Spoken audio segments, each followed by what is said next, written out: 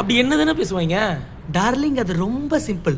காலையில எந்திரிச்ச உடனே குட் மார்னிங், எந்திரிச்சிட்டியா, கொஞ்ச நேரம் கழிச்சு சாப்பிட்டியா, அதுக்கப்புறம் ஆபீஸ் கிளம்பிட்டியா, ஆபீஸ் ரீச் ஆயிட்டியா, டீ குடிச்சா, லஞ்ச் சாப்பிட்டியா, மறுபடியும் டீ குடிச்சியா, அதுக்கப்புறம் ஆபீஸ்ல ஒர்க்லாம் முடிஞ்சுதா, வீட்டுக்கு போயிட்டியா, வீட்டுக்கு ரீச் ஆயிட்டியா, டின்னர் சாப்பிட்டியா, தூங்கிட்டியா, குட் நைட்.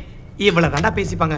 இதுல நடுநடுல போர் அடிச்சா என்ன பண்ற, என்ன பண்ற, என்னடா பண்ற, என்ன தாண்டா பண்ற, அவ்வளவு தாண்டா பேசுவாங்க.